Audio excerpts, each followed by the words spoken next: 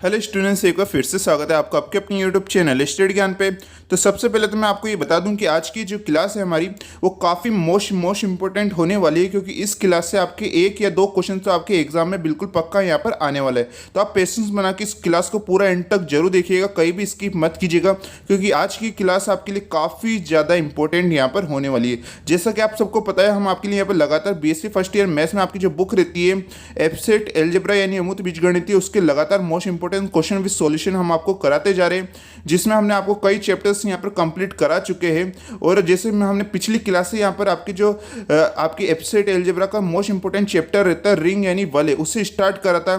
ठीक है, तो ये आपकी जो वलय चैप्टर है उसकी ये सेकंड यहाँ पर क्लास है। अगर आपने इससे पहले क्लासेस नहीं दे रखी है अमूर्त बीजगणित की यानी एफसेट एलजेब्रा की, तो हमने प्लेलिस्ट का लिंक आपको डिस्क्रिप्शन में दे रखा है। उन सभी क्लासेस को आप जरूर देख लीजिएगा, तभी आपको ये क्लास यहाँ पर समझ में आने वाली है। तो जैसे मैंने आपको पिछली क्लास में कहा ही था कि आज हम यहाँ पर स्टार्ट करेंगे आपके फील्ड यानी क्षेत्र टॉपिक स्टार्ट करने जा रहे हैं हम। ठीक है, और आपके इसमें से 2 या 3 क्वेश्चन यहाँ पर आपके बनते हैं आज की क्लास से, तो आप इसे बिल्कुल ध्यान से जरूर देखिएगा, मैं आपको बार बार यहाँ पर कह रहा हूँ। ठीक है, तो यहाँ पर आपके सबसे पहले हम ये समझते हैं कि फील्ड यानी क्षेत्र होता क्या है। ठीक है, तो कोई वलय एफ क्षेत्र कहलाता है यदि एफ क्या हो तो आपके तत्सम की हो यानी आइडेंटिटी हो, एफ क्या हो क्रम विनिमय हो यानी आपके कम्युनिटी हो। आप सब ये जानते हैं कि तत्सम क्या होता है, क्रम विनिमय क्या होता है, सहचारिता क्या होता है, इसके ऊपर हमने पूरी यहाँ पर क्लासेस ले रखी है, अच्छी तरह से आपको समझा रखा है अगर आपने पिछली सारी क्लासेस देख रखी है तो। उसके बाद यहाँ पर प्रत्येक अशून्य अवयव का क्या हो आपका यहाँ पर गुणन प्रतिलोम भी आपके यहाँ पर एफ में विद्यमान होना चाहिए। आप सबको पता है कि प्रतिलोम भी यहाँ पर क्या होता है। उसके बाद हम यहाँ पर एक और डेफिनेशन पे बात करते हैं। सबसे पहले मैं आपको बता दूं ये डेफिनेशन हम क्यों करा रहे हैं। डेफिनेशन इसलिए करा रहे हैं क्योंकि जो आपका सेक्शन ए होता है जिसमें आपके 1 मार्क्स के आपके क्वेश्चन पूछे जाते हैं, उसमें ये जो आपकी डेफिनेशन है काफ़ी ज़्यादा बार पूछी जाती है। इसलिए मैं जो भी आपको टॉपिक कराता हूँ, जितने भी क्वेश्चन कराते हैं, उससे पहले हम आपको कुछ डेफिनेशन कोई फॉर्मूले भी पढ़ा देते हैं, क्योंकि आपसे जिससे आपके यहाँ पर सेक्शन ए है वो भी आपके साथों साथ यहाँ पर कंप्लीट होता जा रहा है। अगर आप अपने प्रीवियस ईयर के क्वेश्चन पेपर देखेंगे तो अभी तक हमने जितनी भी आपको डेफिनेशन कराई है वो आपको अपने यूनिवर्सिटी के प्रीवियस ईयर क्वेश्चन पेपर में जरूर देखने को यहाँ पर मिलेगी। ठीक है, तो यहाँ पर जो फील्ड है यानी क्षेत्र, इसकी डेफिनेशन भी कई बार आपकी यूनिवर्सिटी एग्जाम में पूछी गई है। उसके बाद यहाँ पर आपके विभाग वलय या विषम क्षेत्र, जिसकी भी डेफिनेशन कई बार पूछी गई है। ये क्या होता है कि कोई वलय आर एक विभाग वलय कहलाता है यदि उसमें कौन कौन से, यदि अगर वो तत्समकी वलय हो और इसका प्रत्येक शून्यंतर अवयव का आर में क्या हो आपके गुणात्मक प्रतिलोम यहाँ पर विद्यमान हो। अगर आप यहाँ पर देखेंगे कि यहाँ पर क्षेत्र और विभाग वलय में क्या अंतर है, तो इसमें आपकी कम्युनिटी यानी क्रम विनिमय नहीं होता है, वही आपका क्या कहलाता है यहाँ पर विभाग वलय यहाँ पर कहलाता है। दोनों में बस इतना ही यहाँ पर डिफरेंस आप पर हो रहा है।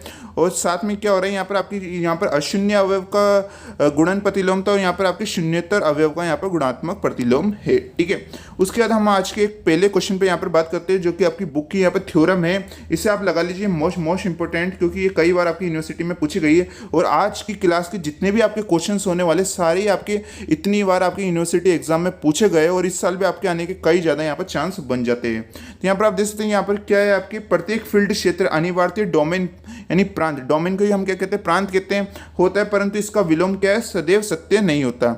यानी आपकी क्या है यहाँ पर कि जो फील्ड है उसका जो आपके डोमेन है वो क्या होता है, आपका फील्ड का जो फील्ड है वो आपका क्या होता है डोमेन होता है, लेकिन अगर आपका डोमेन है वो क्षेत्र होता है या नहीं होता, ये आपका बिल्कुल सत्य नहीं है। ठीक है, तो आपको ये क्या करना है, बिल्कुल यहाँ पर प्रूफ करके बताना है। तो यहाँ पर हम क्या करेंगे, माना कि एफ क्या है आपके एक क्षेत्र, क्या मानते हैं हम कि एफ क्या है आपके क्षेत्र। सबसे पहले हम यहाँ पर क्वेश्चन को अच्छी तरह से समझ लेते हैं कि आपको यहाँ पर फील्ड को किस में चेंज करना है, यहाँ पर आपको डोमेन में चेंज करना है। फील्ड को किस में चेंज करना है, आपको यहाँ पर डोमेन में चेंज करना है, और ये भी बताना है कि क्या डोमेन आपका फील्ड में चेंज हो सकता है या नहीं हो सकता। ठीक है, तो सबसे पहले हम कुछ यहाँ पर बेसिक जानकारी पढ़ लेते हैं, जिसके लिए मैंने आपके लिए यहाँ पर लिखी है। जैसे कि यहाँ पर आप देख सकते हैं, इससे आप दोनों में अंतर कर पाएंगे।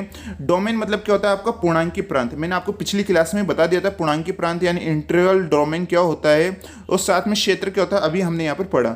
दोनों के आपको डेफिनेशन में थ्रू यहाँ पर समझिए कि दोनों में अंतर क्या होता है। जो आपका डोमेन यानी पूर्णांकी प्रांत होता है उसमें तो आपकी तत्समक होता है, साथ में आपके क्रम विनिमय होता है और शून्य के भाजक रहित वलय होती है। अब शून्य के भाजक रहित वलय क्या है, ये हमने पिछली क्लास में अच्छी तरह से आपको समझा चुके हैं। उसके बाद यहाँ पर आपके क्षेत्र यानी फील्ड क्या होता है, अभी थोड़ी देर पहले हमने समझा है कि क्षेत्र फील्ड में आपके एक तो तत्समक होता है यानी एक आइडेंटिटी होती है, क्रम विनिमय होता है यानी कम्युनिटी होती है, साथ में आपके अशून्य अवयव का क्या होता है, आपके गुणन प्रतिलोम भी यहाँ पर आपके होता है। तो ये दोनों में डिफरेंस है। अब इन दोनों में आप कंपेयर करेंगे तो यहाँ पर आपके शून्य के भाजक रहित वाले आ रहा है आपके पूर्णांकी प्रांत यानी डोमेन में, और क्षेत्र में आपके क्या आ रहा है, अशून्य अवयव का गुणन प्रतिलोम।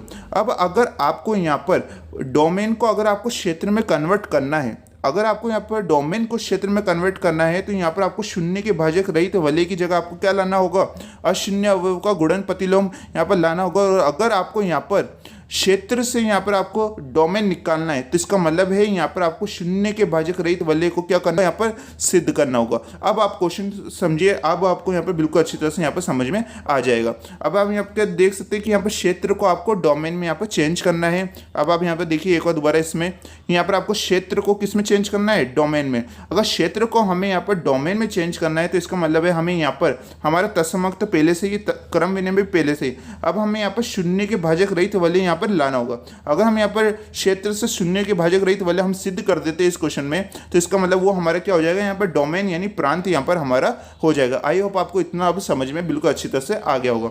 ये जो हमने यहाँ पर लिखा है इसे आप अपनी नोटबुक के सबसे ऊपर भाग में लिख लीजिएगा। इसको आपको क्वेश्चन के आंसर में नहीं लिखना है, ये आपके समझने के लिए, इसलिए आप इसको नोटबुक के आपके सबसे ऊपर भाग या कहीं भी आप लिख लीजिएगा, ठीक है। अब आप यहाँ पर क्वेश्चन में आंसर में देखिए, प्रूफ में माना एफ के आपके एक क्षेत्र है। अब क्षेत्र है तो उसकी क्या क्या कंडीशन होती है, आप सब जानते हैं कि वो एक तो क्रम विनिमय होता है, एक तत्समकी होता है, और एक आपके उसमें प्रत्येक अशून्य अवयव का क्या होता है, आपका गुणन प्रतिलोम विद्यमान होता है। अब इससे हमें किस में चेंज करना है, प्रांत में चेंज करना है, यानी पूर्णांक के प्रांत में चेंज करना है, डोमेन में चेंज करना है। तो इसका मतलब अब इसमें हमें क्या लाना होगा, हमें इसमें यहाँ पर अतः एफ को पूर्णांकीय प्रांत सिद्ध करने के लिए हम यहाँ पर सिद्ध करेंगे कि एफ क्या आपके शून्य का भाजक रहित है। जैसे मैंने आपको अभी कहा कि यहाँ पर आपको क्षेत्र को डोमेन में चेंज करने के लिए आपको ये सिद्ध करना होगा कि एफ क्या है, आपके शून्य का भाजक रहित यहाँ पर है, ठीक है। आई होप आपको बिल्कुल अच्छी तरह से यहाँ पर समझ में आ रहा है। हम बिल्कुल आपको बारीकी से समझा रहे हैं जिससे हर स्टूडेंट्स को यहाँ पर समझ में एक ही बारे में यहाँ पर याद हो जाए, ठीक है। तो उसके बाद यहाँ पर क्या है, आपका जो ए और बी है वो आपका क्या होता है, एफ में विद्यमान होता है, और ए है वो क्या होता है, आपके नॉट इक्वल टू जीरो होता है। ए क्या होता है, आपके नॉट इक्वल टू जीरो होता है। और शून्य के भाजक रहित वलय की क्या कंडीशन होती है, जैसे मैंने आपको पिछली क्लास में बताया था, अगर आपके A dot B equal to zero हो तो उसका मतलब है कि या तो ए आपके इक्वल टू जीरो होना चाहिए या आपके बी इक्वल टू जीरो होना चाहिए। दोनों में से क्या होनी चाहिए, आपकी एक कंडीशन यहाँ पर होनी चाहिए। दोनों कंडीशन नहीं हो सकती, केवल एक कंडीशन यहाँ पर आपकी होनी चाहिए, तो ए इक्वल टू जीरो हो जाए या बी इक्वल टू जीरो हो जाए, वो आपका क्या हो जाता है, शून्य के भाजक रहित वलय यहाँ पर आपका हो जाता है, ठीक है। तो हम ये मानते हैं कि यहाँ पर जो ए बी है वो इक्वल टू यहाँ पर आपकी जीरो है। अगर ऐसा है तो यहाँ पर जो ए है वो एफ में विद्यमान होगा, और ए इनवर्स है वो भी क्या होगा, यहाँ पर आपके एफ में यहाँ पर विद्यमान होगा, ठीक है। यहाँ पर आप देख सकते हैं। उसके बाद हम यहाँ पर क्या करेंगे, जो आपके ए बी है इसके साथ क्या लगा देंगे, ए इनवर्स लगा देंगे, जो कि अभी आपके एफ में विद्यमान है, और इस जीरो के साथ भी हम क्या लगा देंगे, ए इनवर्स यहाँ पर लगा देंगे, ठीक है। उसके बाद आपने ये सब प्रॉपर्टीज जानते ही है, जैसे मैंने पिछली क्लास में आपको बताया था, ए डॉट जीरो क्या होता है, आपका जीरो होता है, तो ए इनवर्स जीरो भी क्या होगा, आपके यहाँ पर जीरो ही तो होगा, बिल्कुल होगा, ठीक है। उसके बाद हम इसमें क्या लगा देंगे, सहचारिता का गुण लगा देंगे। सहचारिता का गुण कैसे होगा, यहाँ पर आपके देखेंगे तो यहाँ पर आपके ए इनवर्स के साथ क्या ले लेंगे, हम ए को साथ ले लेंगे और बी को हम यहाँ पर बाहर छोड़ देंगे, ठीक है। और आप सब जानते हैं, अगर आपने पिछली सारी क्लासेस दे रखी है, जब भी आपके ए इनवर्स ए आ जाए तो इसका मतलब क्या होता है, उसका वन वैल्यू होती है, क्या होती है, आपकी वन वैल्यू होती है, और उसकी कंडीशन क्या होती है, आपकी ये प्रतिलोम से होता है। किससे होता है, प्रतिलोम यानी बाय इनवर्स होता है, ठीक है। उसके बाद आप इस बी को वन से इंटू करेंगे तो आपका बी आ जाएगा, और ये कौन सी कंडीशन होती है, आपकी गुणन तत्समक से होती है, ठीक है। उसके बाद आप अगर आप यहाँ पर देखेंगे, यहाँ पर क्या आ चुका है, बी इक्वल टू जीरो आ चुका है। अब आप यहाँ पर देखिए, मैंने आपको कहा था जब भी आपके A dot B equal to zero हो, यहाँ पर आप देखेंगे हमने A dot B equal to zero माना था, तो इस कंडीशन में अगर आपका आंसर यहाँ पर ए इक्वल टू जीरो आ जाए या बी इक्वल टू जीरो आ जाए, दोनों में से एक भी आ जाए तो उसका मतलब ये आपके शून्य के भाजक रहित है। अब यहाँ पर आप देखेंगे बी इक्वल टू जीरो, यहाँ पर भी आपकी क्या आ चुका है, बी इक्वल टू जीरो आ चुका है। इसका मतलब है कि ये आपके शून्य के भाजक रहित यहाँ पर है। फलतः एफ क्या होगा, आपका पूर्णांकीय प्रांत। अगर ये शून्य के भाजक रहित हो जाता है, इसका मतलब ये क्या हो जाता है, आपका पूर्णांकीय प्रांत हो जाता है, ठीक है। उसके बाद हमें इसका विलोमता भी निकालना है। अब आप क्वेश्चन में जाके देखिए एक बार, क्वेश्चन में ये दे रखा है कि परंतु इसका विलोम सदैव सत्य नहीं होता। यानी अगर आपका डोमेन से क्षेत्र हो, ये जरूरी नहीं है कि आपका डोमेन से क्षेत्र हो। हमने क्षेत्र से डोमेन तो निकाल लिया, लेकिन आपका डोमेन से क्षेत्र हो या ना हो, ये बिल्कुल पूरी तरीके से सत्य यहाँ पर नहीं है। तो हम यहाँ पर क्या करेंगे, आप देखेंगे तो इसका विलोमता सदैव सत्य नहीं होता, अर्थात प्रत्येक पूर्णांकी प्रांत का क्षेत्र होना आवश्यक नहीं है। अगर इसमें क्वेश्चन में ही दे रखा है कि ये सदैव सत्य नहीं होता, तो इसका मतलब है कि इसका पूर्णांकी प्रांत का क्षेत्र होना क्या है, कंपलसरी नहीं है, आवश्यक नहीं है, यानी नेसेसरी नहीं है। ठीक है, आई होप आपको ये क्वेश्चन बिल्कुल आसान तरीके से आ गया होगा। इसकी एक बार प्रैक्टिस कर लीजिएगा, और ये जो मैंने आपको लिखा है इसको नोटबुक के आपके सबसे ऊपर लिख लीजिएगा, जिससे आपको पता रहेगा इस क्वेश्चन में हमें यहाँ पर करना क्या है। ठीक है, इस क्वेश्चन को मोस्ट इंपॉर्टेंट लगा लीजिएगा, इस साल आने के काफ़ी ज़्यादा आपकी चांस है एग्जाम में। ठीक है, उसके बाद हम यहाँ पर नेक्स्ट क्वेश्चन में बात करते हैं, जो कि एग्जाम में कई बार रिपीटेड आपकी ये क्वेश्चन है। आप यहाँ पर देखेंगे तो शून्य के भाजक रहित एक परिमित क्रम विलय क्या होता है, आपका एक क्षेत्र होता है। यहाँ पर आप देखेंगे क्षेत्र से यानी फील्ड से कई क्वेश्चन बन रहे हैं। आप यहाँ पर देख सकते हैं कि शून्य भाजक रहित एक परिमित क्रम विलय क्या होती है, आपकी एक क्षेत्र होता है। अब इस क्वेश्चन को एक बार यूनिवर्सिटी एग्जाम में आपकी इस प्रकार से भी पूछा गया है कि प्रत्येक परिमित पूर्णांकी प्रांत क्या होता है, आपके एक क्षेत्र होता है। आप यहाँ पर और लगा लीजिएगा, ये दोनों टाइप से आपके क्वेश्चन पूछे जा सकते हैं, स्टूडेंट्स यहाँ पर कंफ्यूज ना हो, इसलिए मैंने इन दोनों को ही लिख लिया। हालांकि ये आपकी इस थ्योरम की क्या होती है, कोरोलरी होती है, जो इसका आंसर सेम ही आपके होता है, इसलिए मैंने इसको दोनों को एक साथ लिख दिया कि प्रत्येक परिमित आपके पूर्णांकी प्रांत एक क्षेत्र होता है। इस टाइप से भी आपको क्वेश्चन बन सकता है। और आपके यहाँ पर शून्य भाजक रहित परिमित क्रम विलय भी एक क्षेत्र होता है, इस टाइप से भी आपके ये क्वेश्चन पूछा जा सकता है। एक बार इंग्लिश में बता देते कि a finite commutative ring without zero divisor is the field. ठीक है, इस टाइप से आपके ये क्वेश्चन पूछा जा सकता है। अब इसके प्रूफ में हम यहाँ पर बात करते हैं। सबसे पहले क्वेश्चन को समझ लेते हैं कि आपके शून्य भाजक रहित होता है वो एक परिमित क्रम विलय वलय क्या होती है, आपकी एक क्षेत्र होती है, यानी एक फील्ड होती है। अब हमें ये आंसर ज्ञात करना है। अब यहाँ पर देखिएगा तो आप इसे प्रूव करना है कि माना आर क्या है, आपके क्रम विलय में शून्य के भाजक रहित वलय है। ठीक है, हम क्या मान लेते हैं, आर को क्या मान लेते हैं, परिमित क्रम विलय में शून्य के भाजक रहित क्या ये आपके वलय है। अब इस आर के एलिमेंट्स यानी अवयव कौन कौन से होंगे, तो यहाँ पर A1 A2 और ये आपके कहाँ तक चलते जाएंगे, AN तक आपके ये एलिमेंट यानी अवयव चलते जाएंगे। उसमें से हम ये मानते हैं कि जो AI है वो आपका आर में विद्यमान है, लेकिन AI है वो नॉट इक्वल टू क्या है, आपके यहाँ पर जीरो। AI क्या है यहाँ पर आपके नॉट इक्वल टू यहाँ पर जीरो है, तो इसका मतलब क्या होगा, यहाँ पर हमें इस A1 को आपको किससे इंटू होगा, AI से इंटू होगा, फिर A2 भी आपसे AI से इंटू होगा। ऐसे हम एलिमेंट्स को करते जाएंगे तो क्या होगा, आपके A1 AI A2 AI, ये आपके चलता जाएगा AN AI तक। और फिर हम ये मानते हैं कि यहाँ पर जो यदि संभव हो तो माना कि यहाँ पर जो AI है वो आपके इक्वल टू AS SI के है। क्या है आपके AI equal to AS AI है यहाँ पर आपके।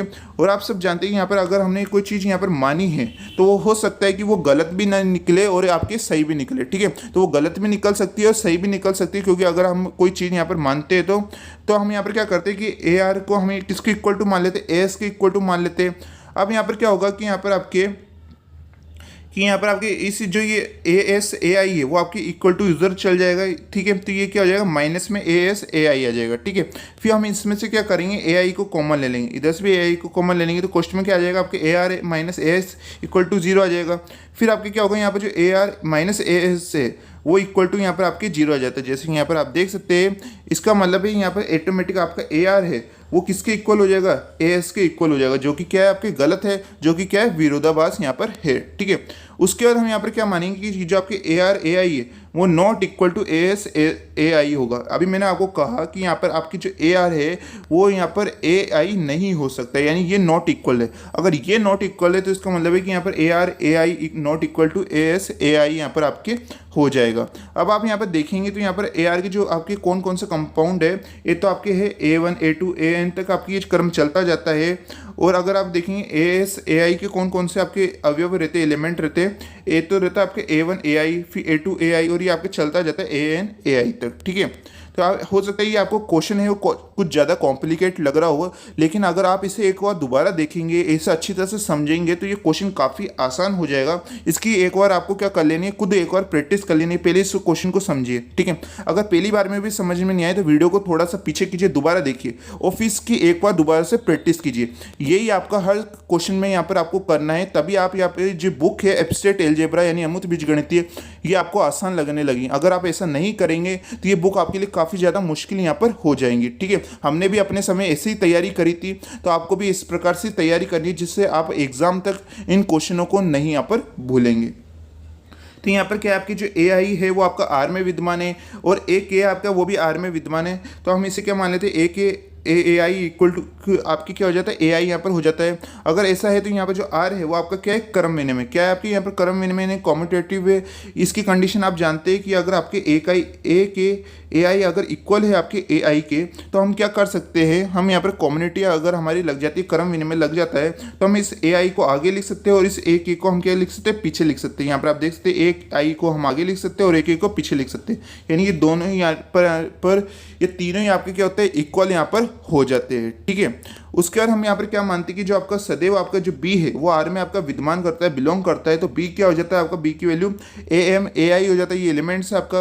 और जिसमें ए एम है वो भी आपका क्या है, आर में यहाँ पर विद्यमान होता है। ठीक है, उसके बाद हम यहाँ पे देखेंगे कि आपके जो बी ए के है इक्वल आपके ए के बी हो जाता है। यहाँ पर भी आपके क्या आ जाता है, क्रम विनिमय आ जाता है। क्या आ जाता है आपके यहाँ पर, क्रम विनिमय यानी कम्यूनिटेटिव आ जाता है। यहाँ पर आप देखेंगे तो यहाँ पर भी आपके कम्यूनिटेटिव है, क्योंकि यहाँ पर बी ए के को हम क्या लिख सकते हैं, ए के बी हम यहाँ पर लिख सकते हैं, आगे पीछे लिख सकते हैं, बिल्कुल लिख सकते हैं, क्योंकि ये क्या है आपकी क्रम विनिमय है। उसके बाद आप यहाँ पर देखेंगे इस ए के आपका क्या आ जाएगा, यहाँ पर पीछे यहाँ पर आ जाएगा। और इस बी की जगह क्या लिख सकते हैं, जल्दी से बताइए कि बी की जगह हम क्या लिख सकते हैं। तो अभी तो हमने अभी माना कि बी इक्वल टू क्या होता है आपके ए एम ए आई होता है। क्या होता है आपके ए एम ए आई होता है, तो इसकी बी की जगह हम क्या लिख देते हैं, ए एम ए आई लिख देते हैं।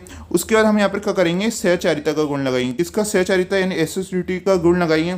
उसमें हम क्या करेंगे, ए एम को आगे छोड़ेंगे और ए आई ए के को एक साथ यहाँ पर लिख लेंगे। आप चाहे तो आप यहाँ पर क्वेश्चन में लिख भी सकते हैं सहचारिता से। ठीक है, उसके बाद यहाँ पर आपके क्या होगा, यहाँ पर आपके देखेंगे तो यहाँ पर ए एम है आपके यहाँ पर दे रखा है, और ए आई ए को हम क्या लिख सकते हैं, ए आई यहाँ पर लिख सकते हैं। अब आप कहेंगे सर ऐसा आपने क्यों किया, क्योंकि आप सब जानते हैं कि ए आई और ए के इक्वल क्या आता है आपके ए आई होता है। अभी हमने ऊपर बताया था आपको, यहाँ पर आप देखेंगे तो अभी यहाँ पर हमने प्रूव करा था कि ए के ए आई इक्वल क्या होता है आपके ए आई होता है। क्या होता है आपके ए आई होता है, तो इसकी जगह हम क्या लिख सकते हैं, ए आई लिख सकते हैं। देख सकते हैं आप, इसकी जगह हम क्या लिख देते हैं, यहाँ पर ए आई हम यहाँ पर लिख देते हैं। उसके बाद आपकी जो ए एम ए आई है उसको हम क्या लिख सकते हैं, बी लिख सकते हैं।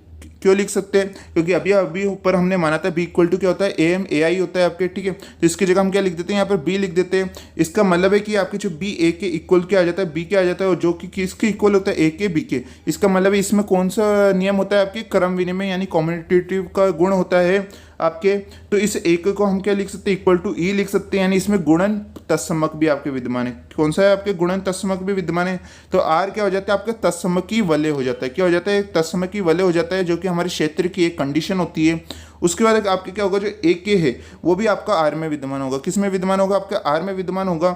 इसका मतलब है कि आपकी जो ए जे ए आई है वो इक्वल होगा आपके ए के, और यहाँ पर आप ए आई को क्या लिख सकते हैं, आगे लिख सकते हैं। तो ठीक है, और ए जे को हम यहाँ पर पीछे यहाँ पर लिख सकते हैं। ठीक है, उसके बाद हमें यहाँ पर क्या होगा कि अभी हमने ऊपर माना था कि ए के इक्वल क्या होता है आपके ई होता है। ए के इक्वल क्या होता है, ई होता है, यानी तत्समक होता है। तो इस ए की जगह हम क्या लिख देते हैं, ई यहाँ पर लिख देते हैं, बिल्कुल लिख सकते हैं। इसका मतलब कि आपके जो आर के प्रत्येक अशून्य वो क्या क्या यहाँ पर विद्यमान होता है, गुणन प्रतिलोम यहाँ पर विद्यमान होता है। आप यहाँ पर देख सकते हैं इसका गुणन प्रतिलोम यहाँ पर विद्यमान हो रहा है। तो इस तरह से हमारा जो आंसर है बिल्कुल तरीके से क्या हो जाता है, यहाँ पर प्रूफ हो जाता है। यहाँ पर आप क्वेश्चन में देखेंगे तो कि यहाँ पर आपके शून्य भाजक रहित एक परिमित क्रम विनिमय वलय क्या होती है, आपकी एक क्षेत्र होती है। क्या होती है, आपकी क्षेत्र होती है। यहाँ पर आप देखेंगे तो, और क्षेत्र की कंडीशन क्या क्या होती है, जल्दी से बताइए। अभी हमने आपको बताया था क्षेत्र की यानी फील्ड की क्या कंडीशन होती है। एक तो होना चाहिए आपके तत्समकी, क्या होना चाहिए, तत्समकी, जो कि ऊपर अभी हमने पहले ही निकाल लिया था। ठीक है, तत्समकी होना चाहिए। दूसरी क्या होनी चाहिए, क्रम विनिमय, जो कि हमें क्वेश्चन में यहाँ पर दे रखा था। और तीसरी कंडीशन क्या होनी चाहिए यहाँ पर आपकी, कि ये अशून्य अवयव का गुणन प्रतिलोम होना चाहिए। अगर ये तीनों कंडीशन आ जाती है, इसका मतलब ये क्या हो जाता है, आपके क्षेत्र हो जाता है। और आप यहाँ पर देखेंगे अभी हमने क्या निकाला कि ये अशून्य अवयव का गुणन प्रतिलोम, यानी हमारी तीसरी कंडीशन भी आ जाती है। अतः हम यहाँ पर क्या लिख देंगे, अतः ये आपके क्या है यहाँ पर, अतः ये क्षेत्र है। क्या है आपके, यहाँ पर आप लिख लीजिएगा, अतः ये क्या आपके क्षेत्र यानी फील्ड यहाँ पर है। ठीक है, तो ये क्वेश्चन हमारा बिल्कुल आसान तरीके से प्रूफ हो जाता है। इस क्वेश्चन को आपको क्या करना है, अगर आपको कम समझ में आया है तो आपको इस वीडियो को थोड़ा सा पीछे करके दोबारा एक बार देख लेना है। आपको यहाँ पर सारे डाउट आपके यहाँ पर क्लियर हो जाएंगे। ठीक है, तो आप इस क्वेश्चन को बिल्कुल ध्यान से यहाँ पर समझ लीजिएगा, क्योंकि यहाँ पर काफ़ी इंपॉर्टेंट ये क्वेश्चन है और इस साल आने के आपके एग्जाम में काफ़ी ज़्यादा चांस है। उसके बाद यहाँ पर आपके एक डेफिनेशन हम आपको यहाँ पर करा देते हैं, जो कि कई बार यूनिवर्सिटी एग्जाम में आपके सेक्शन ए में पूछी गई है कि यदि आर एक वलय है तो यहाँ पर किसकी डेफिनेशन है, वलय के अभिलक्षण की, और इसका ही अभी हम एक क्वेश्चन भी कराने वाले, इसलिए मैंने आपको ये डेफिनेशन ली है कि वलय का अभिलक्षण क्या होता है कि यदि R एक वलय है तथा n एक क्या आपका एक ऐसा धन पूर्णांक विद्यमान हो कि n इक्वल क्या हो आपके इक्वल टू 0 हो और ये R आपके R में विद्यमान हो, तो R परिमित अभिलक्षण का एक वलय कहलाता है तथा न्यूनतम धन पूर्णांक n R का क्या कहलाती है, आपका अभिलक्षण यहाँ पर कहलाती है। ठीक है, तो ये आपकी डेफिनेशन थी। अब इससे रिलेटेड एक क्वेश्चन कर लेते हैं जो कि आज की क्लास का हमारा लास्ट क्वेश्चन होने वाला है, और इस क्वेश्चन को आप लगा लीजिए मोस्ट इंपोर्टेंट। मैं जो भी आपके मोस्ट इंपोर्टेंट क्वेश्चन रहते हैं जो कि काफ़ी ज़्यादा आने के चांसेस, उसको जानबूझ के मैं लास्ट में कराता हूँ, जिससे जो इन स्टूडेंट्स यहाँ पर शुरुआत से देख रहे हैं उनको एक बेनिफिट यहाँ पर हो एंड तक यहाँ पर देखने का। ठीक है, इस क्वेश्चन को आप लगा लीजिए मोस्ट इंपोर्टेंट। ठीक है, इस क्वेश्चन को मैंने इतनी बार इसलिए मोस्ट इंपोर्टेंट लगाया है क्योंकि ये आपके एक साल छोड़ के एक साल आती रहती है आपकी यूनिवर्सिटी एग्जाम में, और कई बार तो आपकी लगातार ही पूछ ली जाती है। ठीक है, अगर आप अपनी यूनिवर्सिटी के प्रीवियस ईयर के क्वेश्चन पेपर में देखेंगे तो ये वाली थ्योरम तो आपको जरूर मिलेगी। कौन सी आपकी कि किसी पूर्णांक प्रांत फील्ड का अभिलक्षण या तो शून्य होता है, ये क्या होता है आपके अभाज्य होता है। ठीक है, यहाँ पर आप देख सकते हैं इंग्लिश में भी। तो इस क्वेश्चन को बिल्कुल यहाँ पर ध्यान से समझिएगा हमारे साथ। यहाँ पर सबसे पहले हम यहाँ पर मानते हैं कि जो माना डी प्लस और इनटू आपके एक क्या है पूर्णांक के प्रांत, यानी एक क्या है आपके क्षेत्र है। अब पूर्णांक के प्रांत को हम क्षेत्र क्यों लिख रहे हैं, क्योंकि इससे पहले वाली क्वेश्चन में हमने प्रूफ कर दिया था कि जो आपका प्रांत पूर्णांक के प्रांत होता है वो क्या होता है, क्षेत्र होता है। तो हम यहाँ पर पूर्णांक के प्रांत की जगह क्या लिख सकते हैं, यहाँ पर क्षेत्र लिख सकते हैं, इसलिए हमने इसके कोष्टक में क्या लिखा है, यहाँ पर क्षेत्र लिखा है। हम आपको यहाँ पर एक एक चीज़ यहाँ पर समझाते जा रहे हैं। यहाँ पर डी क्या होता है, आपका डोमेन होता है यानी प्रांत होता है, प्लस आप सबको पता है इंटू आपको सबको पता है, यानी इसके में इसमें आपके प्लस के अवयव भी विद्यमान होंगे, इनटू के अवयव भी विद्यमान होंगे, और डोमेन यानी प्रांत भी होगा। तो ये आपका क्या कहलाता है, एक पूर्णांक के प्रांत यहाँ पर आपका कहलाता है। ठीक है, और इस पूर्णांक के जो आपने प्रांत माना ये आपका ये वलय है, और इस वलय का जो आपका अभिलक्षण क्या है, आपका डी होता है। इस अभिलक्षण को क्या मान लेते हैं हम, डी मान लेते हैं, जो कि एक क्या है आपके अशून्य संख्या पी है। यहाँ पर आप क्वेश्चन में देखेंगे तो ये आपके जो पूर्णांक के प्रांत फील्ड का अभिलक्षण या तो आपके क्या होना चाहिए, शून्य हो जाए, या आपका क्या हो जाना चाहिए, अभाज्य संख्या होनी चाहिए, या तो आपके ये जीरो आनी चाहिए, या आपके यह प्राइम नंबर आनी चाहिए। दोनों में से एक तो आपकी यहाँ पर होनी ही चाहिए। ठीक है, ये हम यहाँ पर प्रूफ करके बताने वाले हैं। तो मैंने आपको हमेशा ही क्वेश्चन में कहा है, जब भी आपको कोई चीज़ प्रूफ करनी होती है, पिछली क्लास में भी कहा था और लगातार क्लासेस में कहते आ रहा हूँ कि जब भी आपको कोई चीज़ प्रूफ करनी होती है तो आपको उसको क्या मान लेना है, उल्टा मान लेना है। यहाँ पर आपको दे रखा है कि आपको इसको अभाज्य संख्या निकालना है, यानी प्राइम नंबर निकालना है। तो हम क्या मानते हैं कि यदि संभव हो तो माना कि पी क्या अभाज्य संख्या यहाँ पर नहीं है। अगर ये अभाज्य संख्या नहीं होगी तो ये भाज्य संख्या होगी। इसका मतलब ये है कि ये संयुक्त संख्या भी हो सकती है, तब पी ए क्या होगी, आपकी संयुक्त संख्या यानी कंपोजिट यहाँ पर होगी। अब इसे हम क्या मान लेते हैं, संयुक्त संख्या मान लेते हैं, और हम ये मान लेते हैं कि पी एक क्या है आपके अभाज्य नहीं है। अभाज्य नहीं है, संयुक्त संख्या है, तो ये आपके पी इक्वल टू क्या आता है, आपके P1 P2 आता है। पी इक्वल टू क्या आता है आपके P1 और P2 यहाँ पर आपके आता है। ठीक है, अगर P1 P2 आता है तो डी का अभिलक्षण क्या हो जाएगा, आपका P हो जाएगा, वो तो हो ही जाएगा। ठीक है, उसके बाद यहाँ पर आपके जो इस अभिलक्षण की कंडीशन क्या होती है, पी डॉट इक्वल टू क्या आपकी क्या आता है, जीरो आता है। पी डॉट इक्वल टू क्या आता है आपके, जीरो आता है। यहाँ पर आप देख सकते हैं इसकी डेफिनेशन में भी दे रखा है। तो उसके बाद आप क्या कर सकते हैं कि यहाँ पर जो अभिलक्षण पी हो जाता है तो यहाँ पर पी डॉट इक्वल टू क्या आ जाता है, आपके जीरो आ जाता है। और इस पी की जगह हम क्या लिख सकते हैं, अभी हमने कहा था कि P1 P2 हम यहाँ पर लिख सकते हैं, साथ में बाहर आपके ई इक्वल टू यहाँ पर जीरो आ जाता है। ठीक है, उसके बाद हम यहाँ पर क्या करते हैं, P1 को एक बार ई के साथ ले लेंगे। उससे पहले हम क्या करते हैं, यहाँ पर ई को हम क्या मान लेते हैं, यहाँ पर ई डॉट ई मान लेते हैं। ई डॉट क्या मान लेते हैं, हम यहाँ पर ई मान लेते हैं क्योंकि इसकी वैल्यू दोबारा ही आपकी क्या हो जाएगी, यहाँ पर ई हो जाएगी। ठीक है, उसके बाद हम क्या करेंगे, इस P1 के साथ ई एक बार सेपरेट ई मान लेते हैं। उसके बाद हम P2 को भी क्या मान लेते हैं, सेपरेट ई यहाँ पर कोष्टक में ले लेते हैं, जो कि इक्वल टू यहाँ पर आपके जीरो हो जाएगा। अगर जब भी आपकी इस प्रकार की कंडीशन आ जाती है, अब आपको ये कंडीशन बिल्कुल देखी लग रही होगी, अगर आप शुरुआत से क्लास देखते आ रहे हैं, ये कंडीशन है आपके A dot B equal to zero की, जिसमें क्या होता है यहाँ पर आपके या तो ए इक्वल टू जीरो आता है या आपके बी इक्वल टू जीरो आता है। क्या आता है आपके, ये आपके शून्य के भाजक रहित वाले की आपकी ये कंडीशन होती है कि आपके A dot B equal to क्या होता है, जीरो होता है, जिसमें ए इक्वल टू जीरो आता है या आपके बी इक्वल टू यहाँ पर जीरो आता है। अब इसी की तरह ये यहाँ पर है, यहाँ पर आप देखेंगे तो P1 ई P2 ई आपके इक्वल टू जीरो आ रहा है। इसका मतलब है या तो आपके P1 E equal to zero होगा या आपके P2 E equal to zero यहाँ पर होगा। ठीक है। तो यहाँ पर डी का अभिलक्षण क्या हो जाएगा आपका, पहले हमने डी का अभिलक्षण क्या माना था, पी माना था, अब यहाँ पर डी का अभिलक्षण क्या आ गया, या तो P1 होगा या आपके P2 यहाँ पर होगा, क्या होगा आपके P1 होगा या P2 होगा। और आप सब जानते हैं कि जो P1 है वो P2 के प्रत्येक P से क्या होता है, छोटा धन पूर्णांक होता है, यानी ये आपके जो P1 और P2 है वो P2 जो आपका P वैल्यू रहती है उससे क्या होता है आपका छोटा यहाँ पर धन पूर्णांक रहता है, यानी न्यूनतम धन पूर्णांक रहता है। इसका मतलब है कि आपका जो डी का अभिलक्षण है वो P नहीं होगा, वो क्या होगा आपके P बिल्कुल नहीं हो सकता। जैसे मैंने आपको शुरुआत में कहा था कि आपको यहाँ पे जब मान रहे हैं कि यहाँ पे अभाज्य संख्या नहीं है तो ये लास्ट में जाके ऑटोमेटिक ही क्या हो जाएगा आपका, ये गलत हो जाएगा, यानी विरोधाभास हो जाएगा। और आप सब जानते हैं कि जो डी का अभिलक्षण है वो P यहाँ पर नहीं हो सकता, जो कि क्या है हमारे यहाँ पर विरोधाभास है, जो कि क्या हमारे यहाँ पर विरोधाभास है। यानी हमने जो शुरुआत में माना था कि जो आपके P अभाज्य संख्या नहीं है वो हमने गलत माना था, जबकि हमारी जो P है वो हमारी अभाज्य संख्या यहाँ पर होती है। इसका मतलब है कि आपकी जो P अभाज्य संख्या निकल के आ चुकी है। और मैंने आपको क्वेश्चन में शुरुआत में कहा था कि यहाँ पर आपको प्रांत यानी डोमेन को क्या लाना है, यहाँ पर या तो वो शून्य होनी चाहिए या अभाज्य, यानी आपकी या तो 0 होनी चाहिए या प्राइम नंबर होनी चाहिए। तो यहाँ पर हमारी P क्या आ चुकी है, अभाज्य संख्या आ चुकी है। और अब आप कहेंगे कि सर क्या है वो शून्य भी हो सकती है। हाँ जी, हो सकती है कि अगर आपकी यदि डी का अभिलक्षण शून्य है तो प्रमेय तो यहाँ पर सिद्ध होगी। अगर आपके यहाँ पर जो अभिलक्षण अगर आपका वो 0 आ जाता है तो ऑटोमेटिक ही वो प्रमेय क्या हो जाती है, आपकी प्रूफ यहाँ पर हो जाती है। इसका मतलब ये दोनों में से आपका केवल क्या होगा, एक ही यहाँ पर विद्यमान होगा, या तो आपकी वो अभाज्य होगी या आपकी वो शून्य होगी। ठीक है, तो इस टाइप से हमने यहाँ पर आपके लिए आज 3-4 यहाँ पर क्वेश्चंस कराए हैं जो कि मोस्ट इंपॉर्टेंट क्वेश्चन है। अगर आप अपनी यूनिवर्सिटी के प्रीवियस ईयर के क्वेश्चन पेपर में देखेंगे तो काफ़ी बार रिपीटेड क्वेश्चन है ये, इसलिए मैंने आपके लिए आज क्लास लगाई है। इसके बाद जो आपकी नेक्स्ट क्लास होने वाली है वो होने वाली है आपकी उपवलय की। क्या होनी चाहिए, उपवलय की होनी चाहिए। आपने यहाँ पर वलय को तो अच्छी तरह से समझ लिया इन 2 क्लासेस में। अब आपकी जो मोस्ट इंपॉर्टेंट है आपकी इस बुक में, ठीक है, एक तो आप सब जानते हैं कि जब हमने स्टार्ट करी थी ये बुक तो उसमें पहले ही टॉपिक आया था, पहला ही चैप्टर आया था ग्रुप यानी समूह, उसके बाद आया था आपका उपसमूह। वैसे ही यहाँ पर अगर आप इसके सेकंड वाले पार्ट में देखेंगे तो हमने स्टार्ट करा था वलय, और इसका अब आपकी क्या आएगी यहाँ पर उपवलय आएगी, यानी सब रिंग आएगी। क्या आएगी आपके यहाँ पर, सब रिंग आएगी।